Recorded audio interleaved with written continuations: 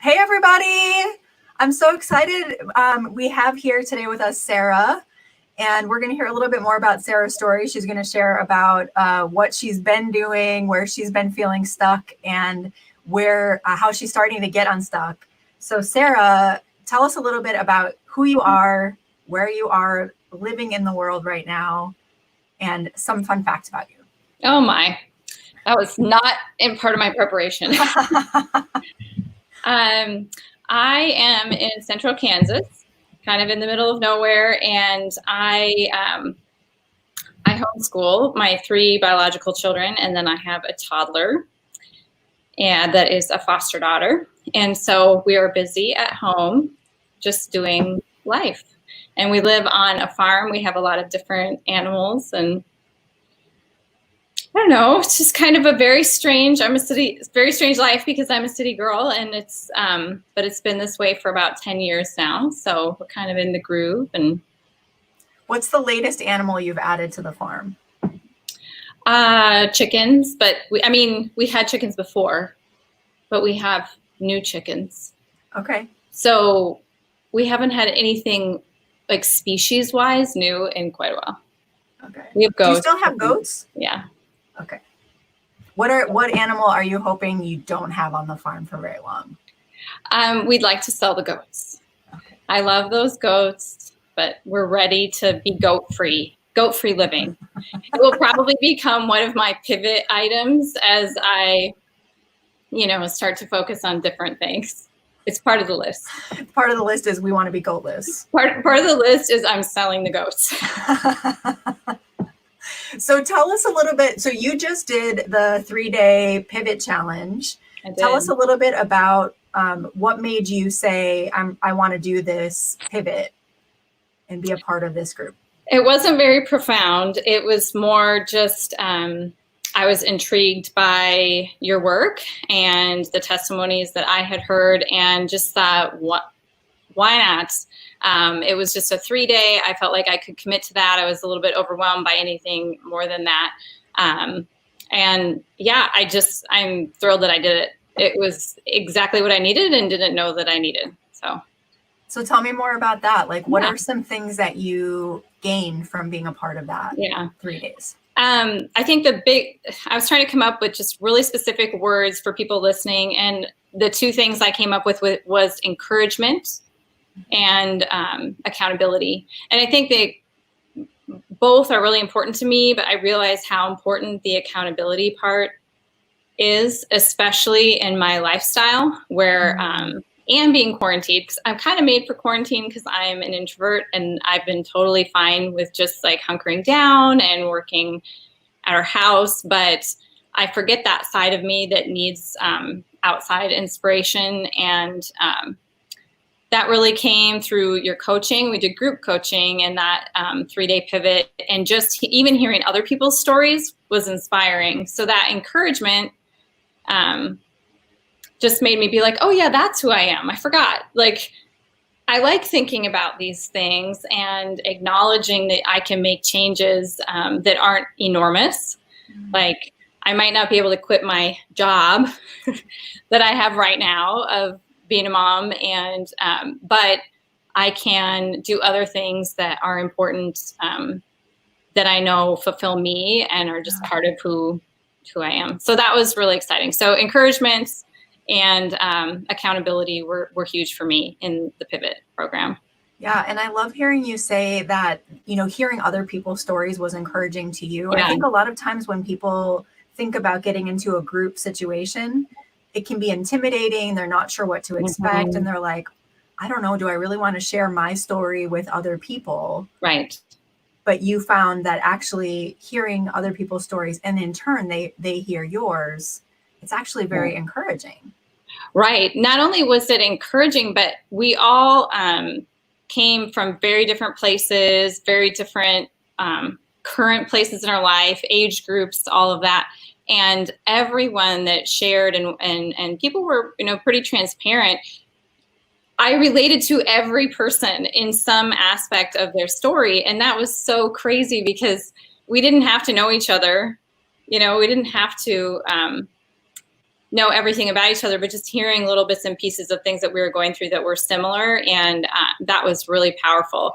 And I'm not like a group person, like just being that introvert. Like I tend to find more energy from being, alone and kind of self-study. And I felt like that was a reminder of how much I was leaving out from hearing from other people and hearing from you, and just that, asking those hard questions of me that aren't really big, major questions, but they're just things that I don't ask my own self.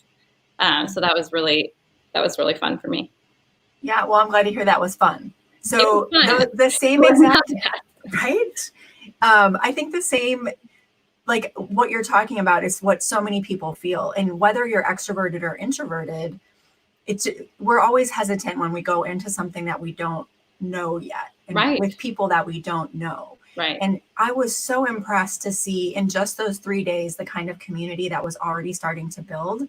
Right. And especially to see like how encouraging everybody was of each other. And it was like a little cheerleading team for each person. Like, I see you, I believe in you, let's do this thing. Yeah. And that was so cool to see that happen in just a few days. It was.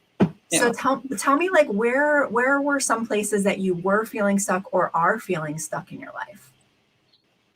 Yeah, mine were, like I said, a little bit different. So the word pivot was kind of one of the reasons why I wasn't sure if it was going to be the best fit for me, because I'm not in a place of changing really dramatically what my life looks like. I have teenagers, that kind of thing, like here's where we're at. And, but what were the things that I knew or didn't know that I needed?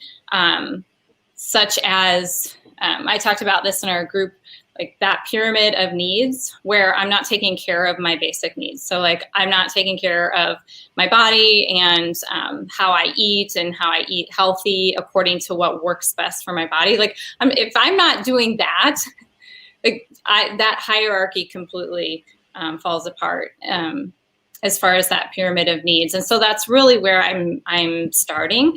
But of course, I have had other things that I felt intimidated by, like really feeling called in a few directions. I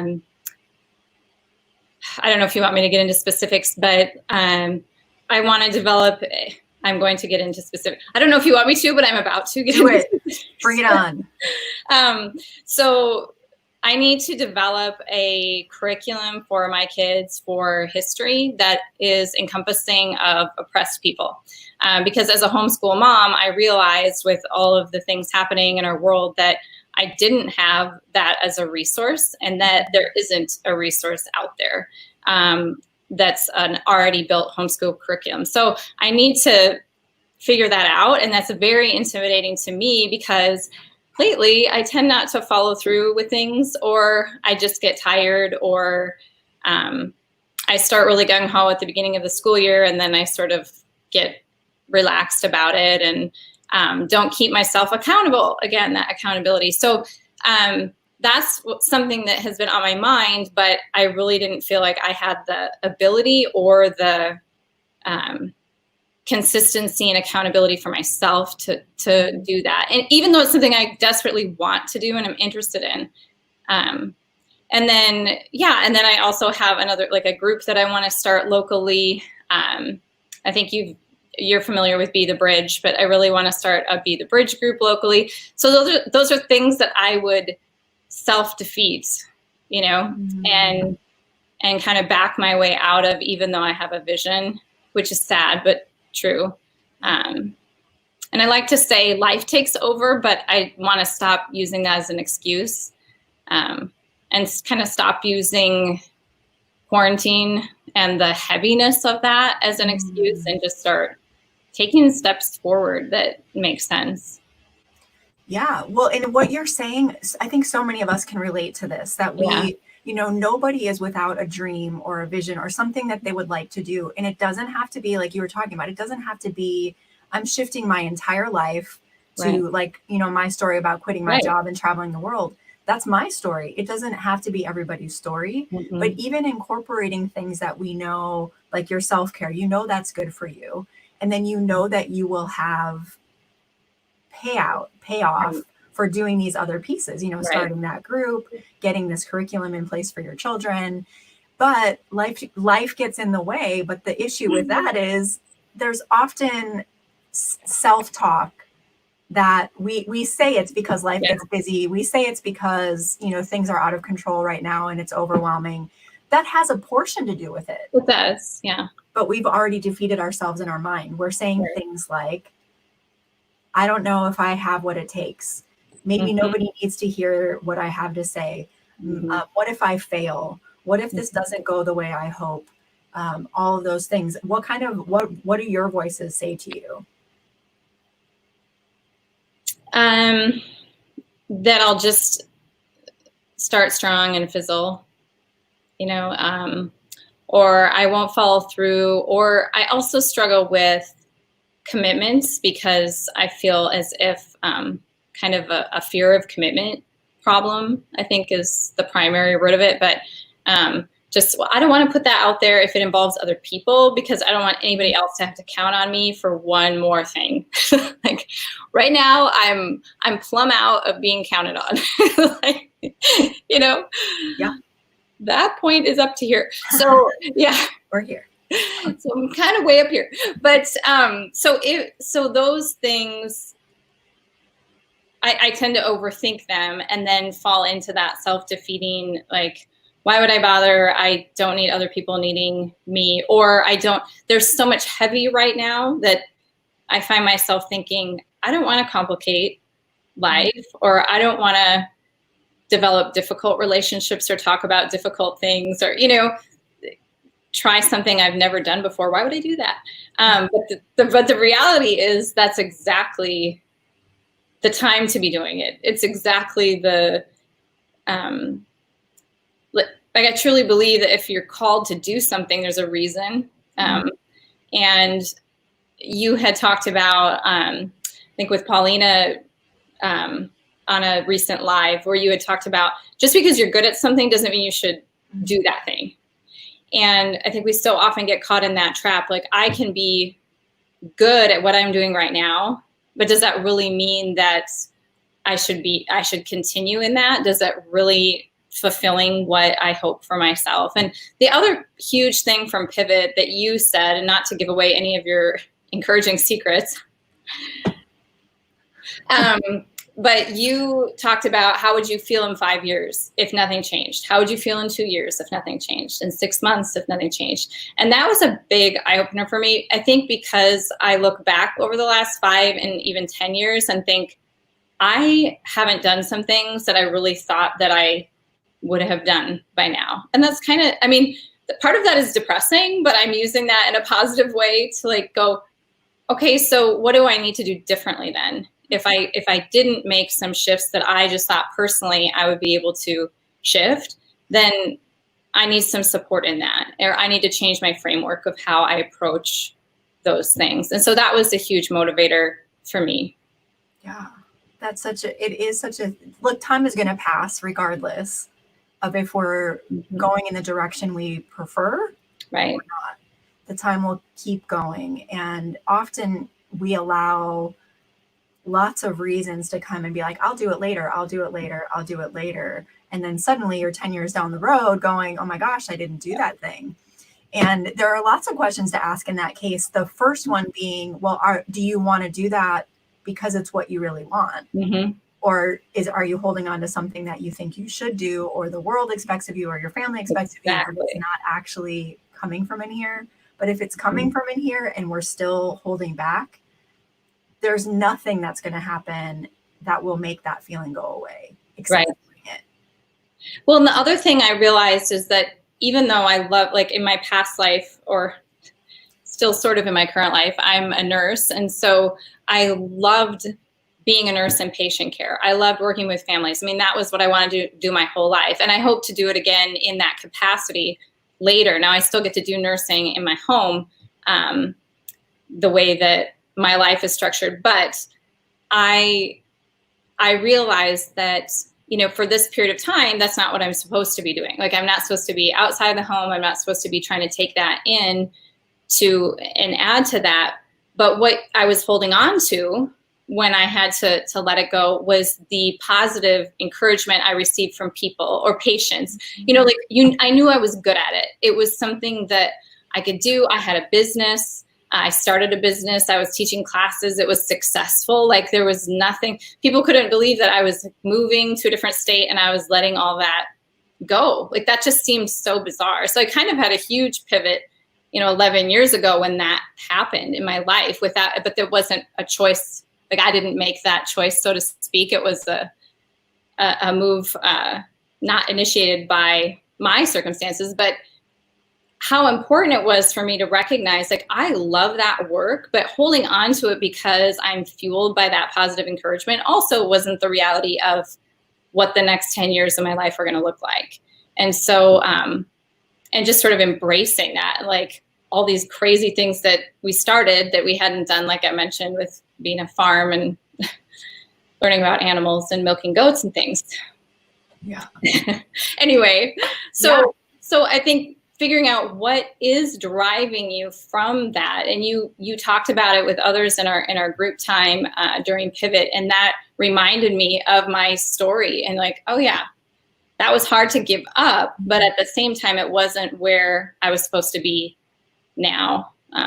So that was really important to hear, and hear other people wrestling with those things. Yeah, and that within Pivot, that's the second L. So the first is about listening, and the second one is about letting go. Right. Because if we're going to leap into whatever change, big or small, there are things we're going to have to let go. And sometimes those, like you're talking about, you had to let go of a positive thing that you were receiving.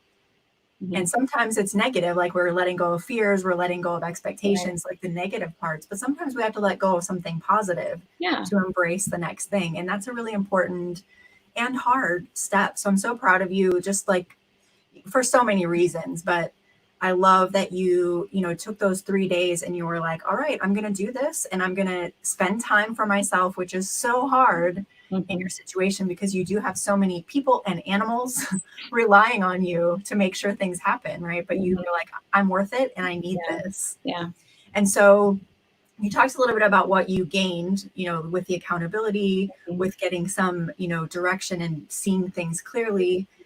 And then you said, I'm ready for the next thing and I'm going to do Ignite, which is going to be a combination of some more one-on-one coaching, as well as a 21-day action and accountability group that will be, it's a private, safe space. And so tell me what made you say, that's what I need and I'm going to do it?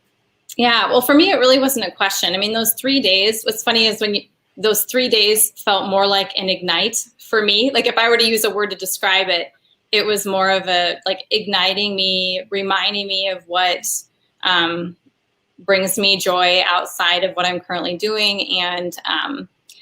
And so that Ignite is like, it was happening already. So it just totally made sense that I would now move into Ignite, it's totally meant to be.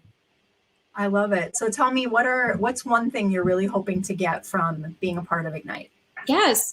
I think that just that continued accountability. I don't know if you can hear the toddler knocking on her door as she's waking up from her nap, but this is the story of my life because, she's supposed to sleep for like another 45 minutes. But of course, you're on an interview. Somehow she subliminally knows, Mom is doing something. We're good. I want to come out. I know. Like, it's the one time they don't sleep. Anyway, I think what I really want to harness within the Ignite program is that launching into the next step. So like having started Pivot, having learned the first 3 steps and just woken myself up and reminded myself who I was and in some ways, just continuing that. And that accountability was not going to happen on my own. And so I think pulling from more people, having some one-on-one coaching, I think is going to be really amazing. And it was exactly what I didn't know I needed. So that's it. Listen, I love that. It's exactly what I didn't know I needed. I know. Listen, from Paulina, we've got the everyone needs a Kelly. We got another tagline here. This is exactly what I didn't know I needed. No, we have to change it. It has to be Kelly was exactly what I didn't know I needed. I mean, I knew I needed Kelly, but in this capacity, it's a whole different framework that I just think it's just a blessing. It's just a whole new way to look at things. And I just would say to people too, like this is the time. I mean, with all that's happening and everything being so unprecedented for our world and all of the generations that we're living with, all of the people we're living with haven't been through this before. So why wouldn't you take this time to reevaluate with all the unknowns, with all of the changes happening out of our control? Why not evaluate, what you can do now for yourself, and learning from what we've done over the last 4 or 5 months. What has worked, what hasn't?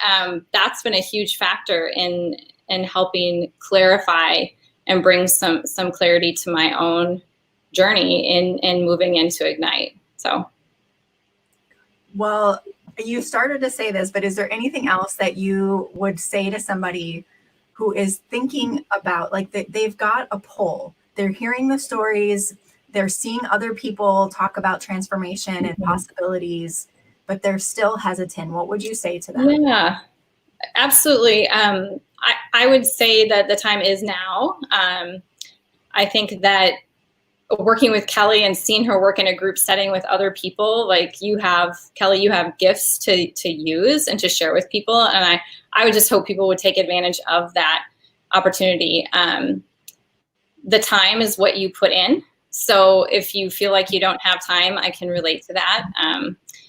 Boy, if you have toddlers, you know what I'm talking about. Like, your days are just not your own. And so just knowing that you put forth the effort and you start to have some clarity in your life and some direction and how important that is. And also, if it comes down to a financial piece, having been someone who started my own business and offered classes and had to, say, oh, this is what I'm charging.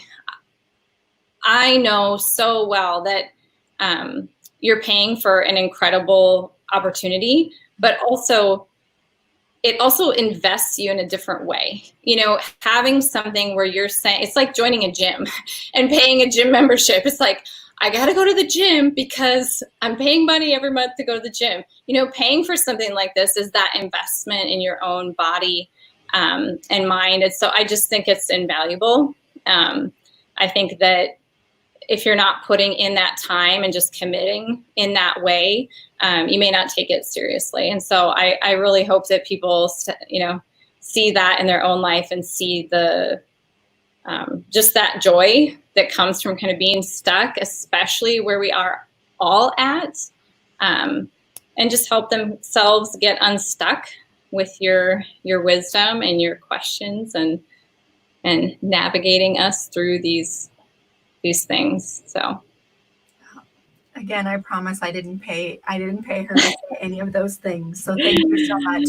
I really I love, and I do think one of my secret sauces, my magical powers as a coach, is to ask questions that bring out of you. Because my belief, my philosophy about coaching is that you've already got it inside of you. And my role is to help bring it out in a safe way. So I'll ask tough, challenging questions that sometimes are hard to answer. But what happens when you pull out those answers from inside you is now you are clear and you're invested in shifting how it happens in the future. And so that's one of the reasons. So this is a new combination that I'm trying of one-on-one and group setting. I haven't done it quite this way before because as I learn, I see where the most power comes. And so these are two of the most powerful things that I have experienced before. And so put them together in Ignite. And, awesome.